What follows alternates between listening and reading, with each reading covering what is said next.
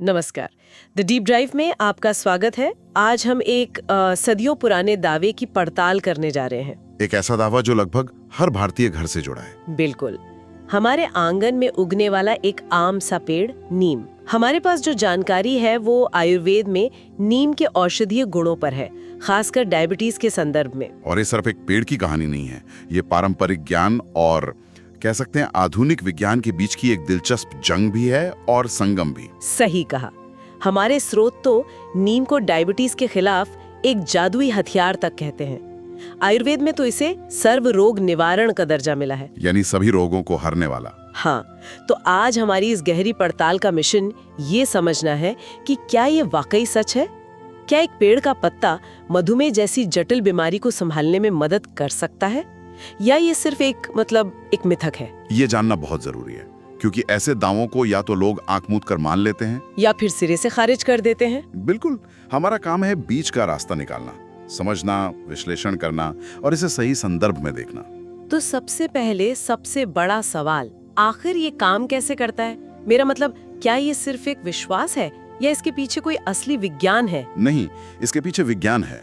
स्रोत बताते हैं कि नीम के पत्तों में फ्लेवोनॉइड्स, ट्राइटरपेनॉइड्स और ग्लाइकोसाइड्स जैसे कई शक्तिशाली केमिकल कंपाउंड्स होते हैं। ये तो काफी भारी भरकम नाम लग रहे हैं। हाँ, पर इन्हें आप नीम की स्पेशल फोर्सेस मान सकते हैं। यही वो एक्टिव एजेंट्स हैं जो शरीर में जाकर असली काम करते हैं। ठीक है, तो ये स्पेशल फोर्सेस शरीर में उतरने के बाद करती क्या है? आजकल डायबिटीज को मैनेज करने के लिए तो बहुत सी आधुनिक दवाएं हैं, तो नीम में ऐसा क्या खास है? ये बहुत अच्छा सवाल है, क्योंकि इसका जवाब ही नीम को खास बनाता है। देखिए, स्रोत के मुताबिक ये कंपाउंड सिर्फ ब्लड शुगर को ऊपर ऊपर से कम नहीं करते। ये दो बहुत गहरे स्तरों पर काम करते हैं। पहला, ये शरीर की इंसुलिन के प्रति संवेदनशीलता को बढ़ाते हैं, जिसे इंसुलिन सेंसिटिविटी कहते हैं। इसे थोड़ा आसान भाषा में समझाएंगे? मतलब इंसुलिन सेंसिटिविटी का क्या मतलब हुआ? जरूर। सोचिए कि आपके शरीर की कोशिकाएं ताले हैं और इंसुलिन वो चाबी है जो इन तालों को खोलकर ग्लूकोज यानी शुगर को अंदर आने देती है। ठीक है। डायबिटीज में ये ताले थोड़े जिद्दी हो जाते हैं, चाबी आसानी से काम नहीं करती। नीम के ये कंपाउंड्स इन तालों पर तेल डालने जैसा काम करते हैं, ताकि वही चाबी, मतलब आपके शरीर का अपना इंसुलिन, बेहतर तरीके से काम कर सके। अच्छा, तो कोशिकाएं आसानी से ग्लूकोज को सोख लेती हैं और खून में शुगर का लेवल नहीं बढ़ता। एग्जैक्टली। तो ये शरीर के अपने ही सिस्टम को और असरदार बना रहा है। उसे बाहर से कुछ देने की बजाय अंदर से ही ठीक कर रहा है। लेकिन आपने कहा था कि ये दो स्तरों पर काम करता है, दूसरा क्या है? और दूसरा स्तर ही है जो मेरे हिसाब से सबसे क्रांतिकारी है।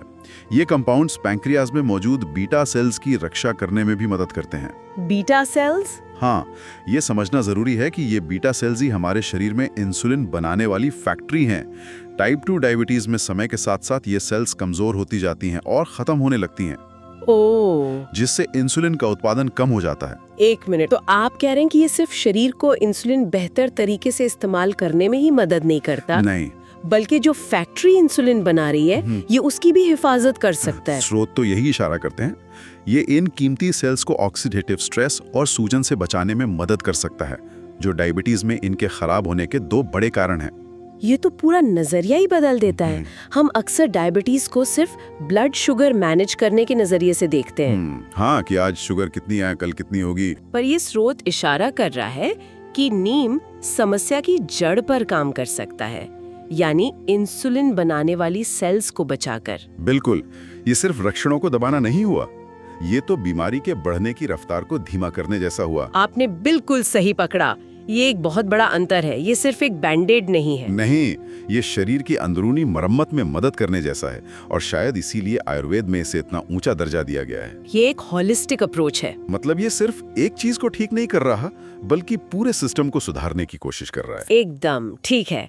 अगर इसका काम करने का तरीका इतना शक्तिशाली है, तो असल जिंदगी में किसी मरीज के लिए इसके क्या फायदे हो सकते हैं? स्रोत में 5 बड़े फायदों की सूची है। सबसे पहला तो ब्लड शुगर कंट्रोल ही है। हाँ, और खास तौर पर खाने के बाद जो शुगर का लेवल अचानक से बढ़ता है, उसे कंट्रोल करना। अच्छा, वो जो शुगर स्पाइक होता है? हाँ, वही। आप इसे खाने के बाद होने वाला एक शुगर रश समझ सकते हैं। ये धीरे धीरे हमारे खून की नसों को अंदर से नुकसान पहुंचाता है। नीम इस स्पाइक को रोकने में मदद करता है। ये तो बहुत जरूरी है। लेकिन स्रोत में कुछ और फायदे भी बताए गए हैं, जैसे कि रक्त शोधन यानी ब्लड प्योरिफिकेशन। इसका डायबिटीज से क्या लेना देना है? इसका बहुत गहरा लेना देना है। जब ब्लड में शुगर ज्यादा होती है तो वो बैक्टीरिया और फंगस के लिए एक दावत जैसी होती है। इसीलिए डायबिटीज के मरीजों को स्किन इन्फेक्शंस बार-बार होते हैं। नीम के एंटीबैक्टीरियल गुण खून को साफ करके इन इन्फेक्शंस के लिए माहौल को ही मुश्किल बना देते हैं। मतलब ये एक तरह से शरीर का अंदरूनी सैनिटाइजर है। हाँ, कह सकते हैं। ये एक बहुत ही प्रैक्टिकल फायदा है। तीसरा फायदा जो स्रोत में बताया गया है वो मुझे बहुत अहम लगा, रक्त संचार में सुधार। और ये सबसे खतरनाक जटिलताओं में से एक है। खराब ब्लड सर्कुलेशन की वजह से ही पैरों में सुन्नापन और डायबिटिक फुट जैसी गंभीर समस्याएं होती हैं। हाँ, जिसमें छोटे छोटे घाव भी नहीं भरते। और गैंग्रीन का खतरा बन जाता है। अगर नीम खून की नसों को स्वस्थ रखकर सर्कुलेशन को बेहतर बनाता है तो ये इन भयानक समस्याओं को रोकने में एक बड़ा कदम हो सकता है। रक्त संचार वाली बात बहुत जरूरी है। क्या स्रोत बताता है कि नीम ये करता कैसे है? स्रोत इसके बहुत गहरे मॉलिक्यूलर डिटेल्स में नहीं जाता, लेकिन ये संबंध को साफ तौर पर बताता है। पारंपरिक ज्ञान के अनुसार नीम में खून को पतला करने और ब्लॉकेज हटाने के गुण होते हैं। और ये बात सीधे तौर पर पांचवें फायदे से भी जुड़ती है, घाव भरने की शक्ति। बिल्कुल। और साथ में नीम के एंटीबैक्टीरियल गुण घाव को इन्फेक्ट होने से भी बचाते हैं। तो ये एक डबल एक्शन हो गया। बेहतर सप्लाई लाइन और बाहरी दुश्मनों से सुरक्षा। सही। और एक चौथा फायदा भी है जो दिल से जुड़ा है, कोलेस्ट्रॉल प्रबंधन। ये बहुत जरूरी है। डायबिटीज सिर्फ शुगर की बीमारी नहीं है, ये एक मेटाबॉलिक गड़बड़ है। डायबिटीज के मरीजों को हार्ट अटैक का खतरा कई गुना ज्यादा होता है। तो नीम का कोलेस्ट्रॉल, खासकर बुरे कोलेस्ट्रॉल यानी LDL को कंट्रोल करने में मदद करना दिल के लिए एक सुरक्षा कवच जैसा है। हाँ, तो बात सिर्फ ब्लड शुगर की नहीं है, ये डायबिटीज से होने वाले कोलैटरल डैमेज यानी इन्फेक्शन, खराब सर्कुलेशन, दिल का खतरा, धीरे धीरे भरने वाले घाव। हाँ, इन सब से शरीर को बचाने में मदद कर सकता है। ये सिर्फ आग बुझाने का काम नहीं कर रहा, ये पूरे घर को फायर प्रूफ बनाने जैसा है। ठीक है, मैं इसके फायदों को तो समझ गई, लेकिन अब आते हैं असली सवाल पर। कोई इसका इस्तेमाल करे कैसे? हाँ, ये जानना जरूरी है। मैं सोच रही हूँ कि कोई बस बाहर जाकर पत्ते तोड़कर खाने लगे, पर ये इतना आसान तो नहीं होगा। कुछ लोग ऐसा करते भी हैं और ये एक तरीका भी है। स्रोत में 3 मुख्य तरीके बताए गए हैं। पहला और सबसे पारंपरिक तरीका है सुबह खाली पेट 4-5 ताजी नरम नीम की पत्तियां धोकर चबाना। सुनने में आसान है, पर नीम का स्वाद वो तो बहुत ही कड़वा होता है। बहुत ज्यादा। सच कहूं तो ये सबके बस की बात नहीं है। शायद इसीलिए दूसरा तरीका ज्यादा लोकप्रिय है, नीम का रस। रस कैसे? पत्तियों को पीसकर या जूसर में डालकर 1 चम्मच रस निकालें और उसे आधे गिलास पानी में मिलाकर पी जाएं। कड़वा तो अब भी होगा, पर इसे गटकना आसान है। ये बेहतर लग रहा है। और तीसरा तरीका? तीसरा तरीका है नीम का काढ़ा बनाना। इसमें 10-15 नीम की पत्तियों को 2 गिलास पानी में डालकर तब तक उबालें जब तक पानी आधा यानी 1 गिलास न रह जाए। फिर इसे छानकर थोड़ा ठंडा करके पिया जा सकता है। उबालने से कड़वापन थोड़ा कम हो जाता होगा? हाँ, थोड़ा कम हो जाता है और माना जाता है कि कुछ फायदेमंद कंपाउंड्स पानी में और अच्छे से घुल जाते हैं। तो हमारे पास 3 विकल्प हैं, चबाना, रस पीना या काढ़ा। लेकिन ये सब सुनने में जितना फायदेमंद लग रहा है, मेरे दिमाग में एक खतरे की घंटी बज रही है।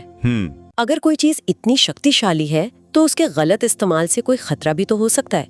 इसका कोई नेगेटिव साइड भी होगा? आप बिल्कुल सही जगह पर पहुंचिए और ये इस चर्चा का सबसे महत्वपूर्ण हिस्सा है। नीम कोई सलाद का पत्ता नहीं है। नहीं, ये एक शक्तिशाली औषधीय जड़ी बूटी है और इसका गलत इस्तेमाल फायदे की जगह बहुत बड़ा नुकसान कर सकता है। स्रोत इस बारे में बहुत साफ चेतावनी देता है। क्या है वो चेतावनी? सबसे बड़ी और सबसे पहली चेतावनी है हाइपोग्लाइसीमिया का खतरा। हाइपोग्लाइसीमिया? हाँ, ये हाइपरग्लाइसीमिया का उल्टा है। इसका मतलब है ब्लड शुगर का स्तर खतरनाक रूप से कम हो जाना। अगर कोई व्यक्ति पहले से ही डायबिटीज की तेज दवाएं, खासकर इंसुलिन ले रहा है और वो साथ में नीम का भी सेवन शुरू कर दे, तो दोनों का असर मिलकर ब्लड शुगर को इतना नीचे गिरा सकता है कि वो व्यक्ति बेहोश हो सकता है, कोमा में जा सकता है। बाप रे, ये तो बहुत ही गंभीर बात है। और ये जानलेवा भी हो सकता है। तो इसका मतलब ये है कि इसे अपनी चल रही दवाओं के साथ बस यूं ही जोड़ देना बहुत खतरनाक हो सकता है। हाँ, बहुत ज्यादा। और यहीं से दूसरी और सबसे जरूरी सावधानी निकलती है। इसे कभी भी किसी भी हाल में अपने डॉक्टर से पूछे बिना शुरू ना करें। हाँ, ये बहुत जरूरी है। आपका डॉक्टर ही ये तय कर सकता है कि आपको नीम लेना चाहिए या नहीं, और अगर लेना है तो कितनी मात्रा में। तो ये बात बिल्कुल साफ होनी चाहिए कि नीम आपकी डायबिटीज की दवा का विकल्प नहीं है। बिल्कुल नहीं। ये एक सहायक हो सकता है, लेकिन वो भी सिर्फ डॉक्टर की देखरेख में। ये कोई DIY प्रोजेक्ट नहीं है। बिल्कुल नहीं। इसे रिप्लेसमेंट नहीं बल्कि एक सप्लीमेंट के तौर पर देखना चाहिए, वो भी डॉक्टर की हरी झंडी के बाद। और कोई चेतावनी? हाँ, एक और है। गर्भवती महिलाओं, स्तनपान कराने वाली माताओं और छोटे बच्चों को इसका सेवन बिना डॉक्टरी सलाह के बिल्कुल नहीं करना चाहिए। तो कुल मिलाकर संदेश ये है कि नीम प्रकृति का एक तोहफा तो है, पर ये एक बहुत शक्तिशाली तोहफा है, और शक्तिशाली चीजों का इस्तेमाल हमेशा ज्ञान और जिम्मेदारी के साथ करना चाहिए। आयुर्वेद का यही तो मूल सिद्धांत है, संतुलन। हर चीज की एक मात्रा होती है, एक सीमा होती है। अमृत भी ज्यादा हो जाए तो जहर बन सकता है। नीम के साथ भी यही नियम लागू होता है।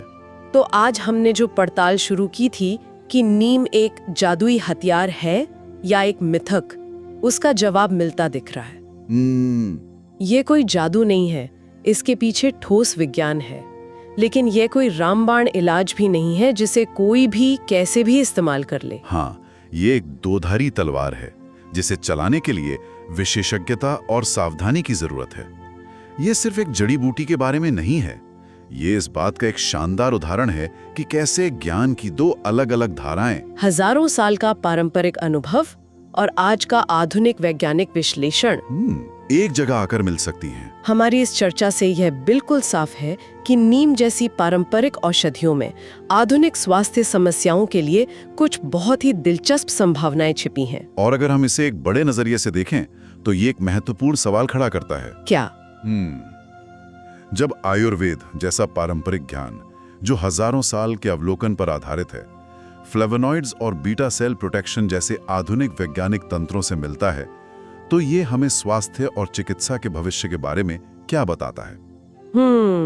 दिलचस्प सवाल है। क्या भविष्य में पारंपरिक बुद्धिमत्ता और आधुनिक चिकित्सा के बीच की रेखा और भी धुंधली हो जाएगी, जहां दोनों एक दूसरे को काटे नहीं बल्कि एक दूसरे को प्रमाणित करें और मिलकर काम करें? इस पर सोचना वाकई दिलचस्प होगा।